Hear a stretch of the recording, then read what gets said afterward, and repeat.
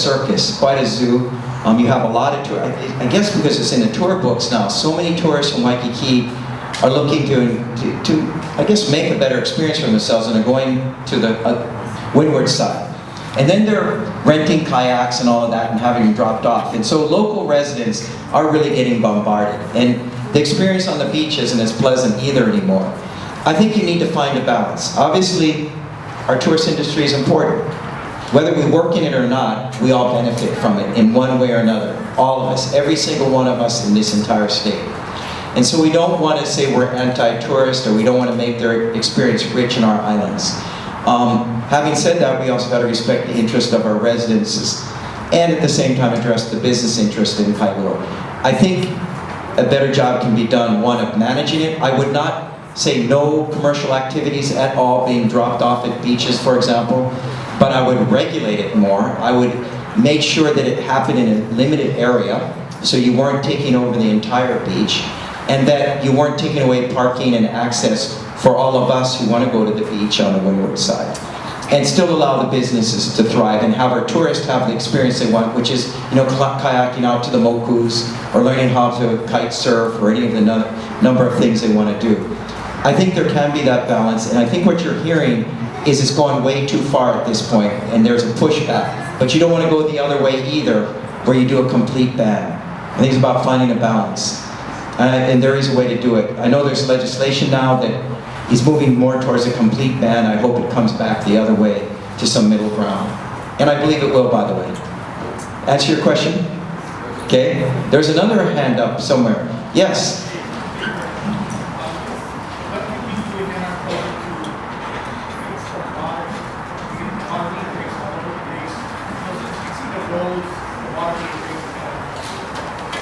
So the question is, what can we do to fix our water main breaks? There's water main breaks on an almost daily basis. You hear about them in the paper, you see them on TV, and part of it is our aging infrastructure. We became a state over 50 years ago, and I think when I was a kid, by the way, coming in from Waipahu, we'd go shop at Liberty House on 4th Street before it was a mall. In this area, what do you think was in this area? Sugarcane, right? And very quickly we built subdivisions and we put in a water system with that and a sewage system. And for the most part, these systems are over 50 years old. They're getting old and they're breaking. And they need to be fixed. I think they have too much automobiles. Too much automobiles, she says. The which is doing it really good. So, Bringing cars, right. they need to stop it. Right. So, but what we need to do is fix the water main breaks. And how do we do that? Right now, every year, unfortunately, but also it's something we need to do, our water rates are going up about 5%. And it's going to continue to go like that for the next 3 to 5 years. And that money is going to be used to rehabilitate our major water systems that are 50 years and older. We need to pay for it somehow. We can't afford not to do it. We need to do it. And it is being done. And they've issued bonds, right? $200 million worth of bonds have now been issued that will be paid back over 30 years as we, pay into the system. So things are happening, but here's where I think it could be done better. Greater coordination with the city stepping up and working with Department of Transportation Services. So we're not just saying it's the water department. The water department is quasi-independent. They basically do everything on their own. I think we need to go to the water department as a city and say, how can we facilitate and expedite your job? So Department of Transportation Services, maybe when they're repaving a road is when you go in and dig up the road. So before we repave, you put in your new water line, and then we'll repave it for you. That will save some money, and we'll have a road that looks good instead of repaving a road and then they come in and dig in the new water line, and then we repave it. It seems like that happens all the time. That greater coordination will save money, and I think create greater efficiencies. So that's one way I would do it differently than it's being done now. But unfortunately, we need to do something to fix our water system. If we don't, we'll just have more and more breaks. And it isn't going to be for free. We all pay. Yes, Helen? Going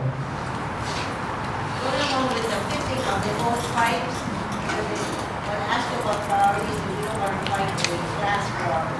But would you be willing to concentrate more on the west side than the east side? I mean, when you talk about how I got the 4-lane highway, cost of people here that are for rail, and they're talking about they're not gonna use it, but we've already paid for it.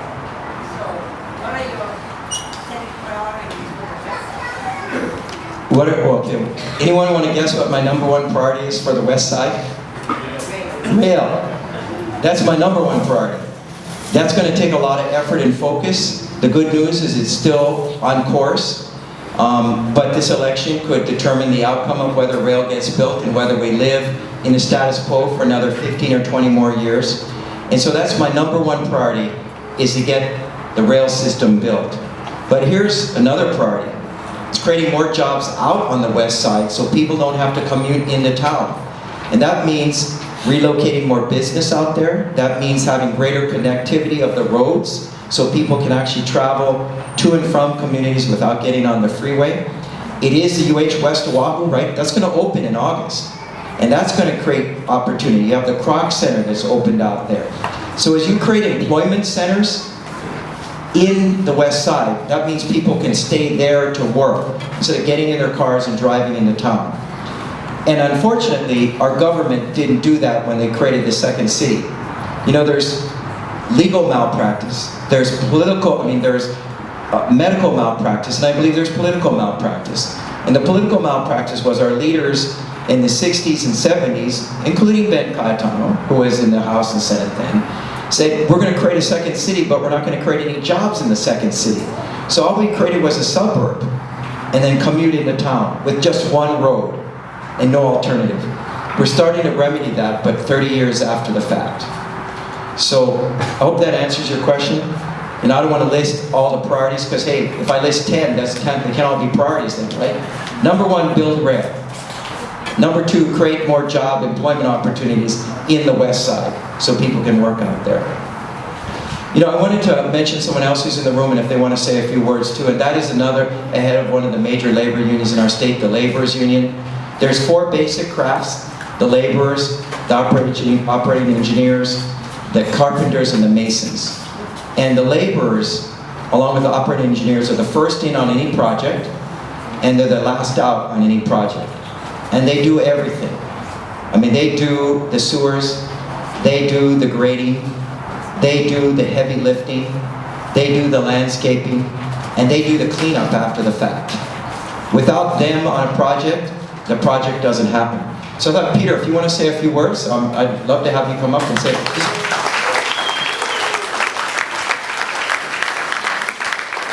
This is Peter Ganaban. He's a very young man and is the head of one of the most important unions in our state, which speaks volumes about Peter and his heart and his leadership abilities. Okay, Peter. Good evening, brothers and sisters. Excuse me, I'm getting a little cold, but I just want to make a comment first. Every time we mention Peter Carlisle, no, it's not Peter, it's just Carlisle. Okay, but he insults me. My name is Peter. I just want to just talk about Kirk and when I knew him back in 2009 about the rail. Kirk did come to all the labor unions, not just the laborers union, but carpenters, masons, subcrafts, IBW, farmers, and so forth. One thing that I can vouch for Brother Kirk is that if this road does go, it's creating jobs for the local people. That I can tell you. There's languages in the PLA that states that they can hire 7, if it's like for Kiewit, who's awarded the first and the second phase. They can bring in 7 people from the mainland. After that 7 is cuts off. Then our brothers and sisters, our local brothers and sisters who's not working, will be hired to Kiewit. That I can vouch for. I'm not going to take the full credit with this. My staff, please stand up, because they are big here.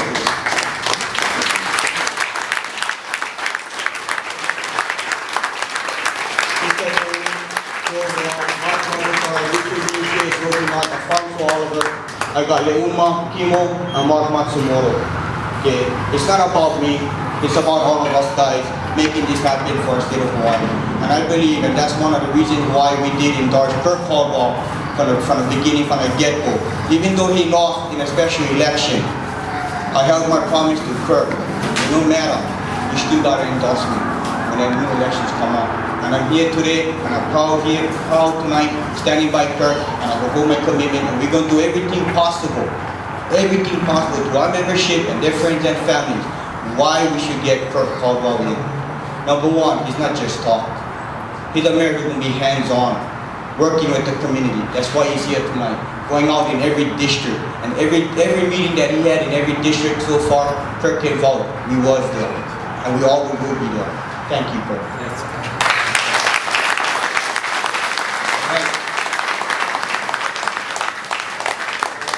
Well, I like what Peter had to say about being hands-on, because that is my style, but I learned that from my parents in Waipahu and Hilo. Right, all of us, when it's time to go, what do? We have to put away the chairs, we have to wrap up the luau tables, we help clean up, and then we go home.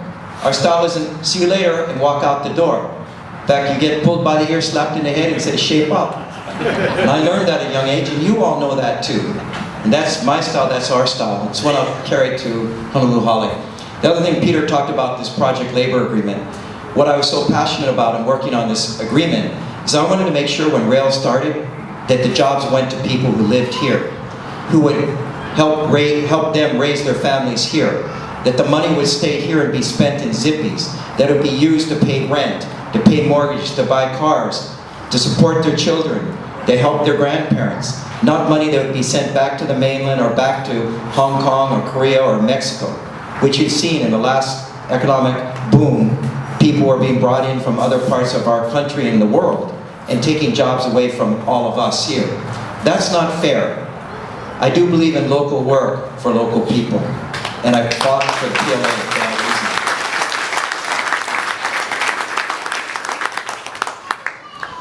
reason. Other questions? On any and every issue. How about from any of the young kids? Yes? Palaka Power. Is there, yes? Who had their hand up? Yes? I think there's a meeting going on right now regarding the viaduct project in Pearl City High School. I don't know what kind of traffic that's going to create when that goes on. I missed it because I'm here and I chose to be here. But I was just wondering, because that might create traffic, and at the same time, they're kind of working a lot of times on Camp Highway with the rail. So I'm not aware of this other project. Where are you saying, Wahiwa? Where? What? I think it's a Hawaiian judge. I got this notice email. It's a meeting plan regarding the rail project. Zipper lane project. Oh, the zipper lane project. Yeah. Okay. So the question he's asking is, you got some work going on in the zipper lane that's going to affect the freeway, right? The same time you got rail that started, and it's right now it's out in an area where you're not going to be impacted, but very quickly it's going to be coming down Farrington. It's going to start impacting traffic. So you got two projects, one state, one city, maybe start at the same time. It could contribute to congestion, and that is a concern. I didn't realize the zipper lane project. And here again is the point I want to really drive home. You have a situation here where you don't have a mayor and a governor talking to each other. And for years and years, mayors and governors have fought each other. They run against each other. The mayor always wants to run for governor. The governor always wants to keep his job. And so they fight off the mayor. As a result, there's not a lot of good decision making between the state and the county. And guess what? On this county, 930,000 people live in a population of 1.3 million. Most of the state lives here. We need to do a better job of working. And I become mayor. I'm walking across the street to sit down with Neil Abercrombie at least once a month to talk to him about issues and how we can do the job better. And one of them would be an example like this. You mentioned this to me and I was mayor. When I met with Neil next, I say, Neil, we got to figure out something because we're building rail and you're building the zipper improvement. And we can't both be contributing to bad traffic. You know why? It's going to hurt rail. They're going to say rail is causing traffic congestion and maybe we shouldn't build it. And we don't want to do that. So it requires greater cooperation, which is not occurring right now. There's separate silos, state, county, and no linking of the two. And that's not good in my mind. It can be done much better. So I appreciate that question.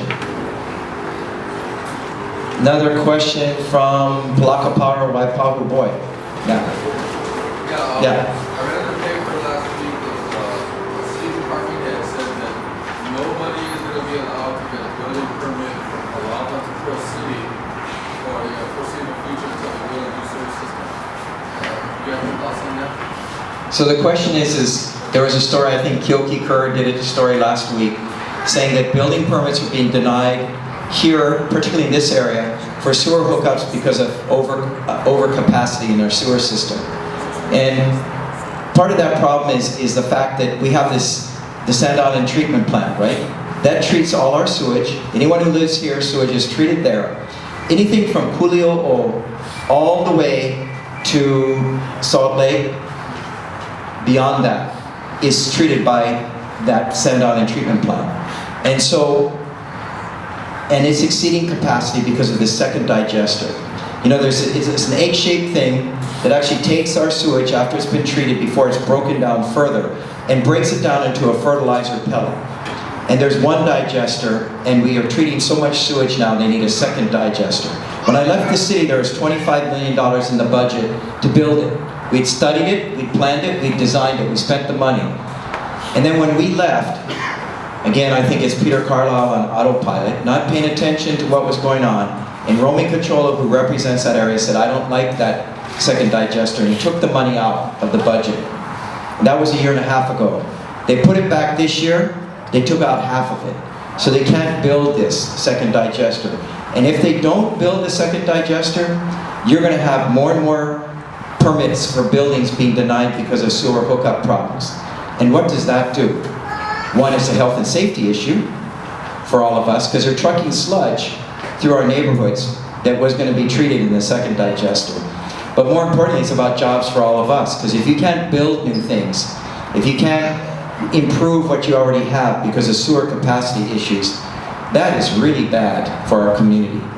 And I think something needs to be done. I actually had a press conference where we talked about it with the laborers union, and Peter Carlisle's response was, hey, don't get excited.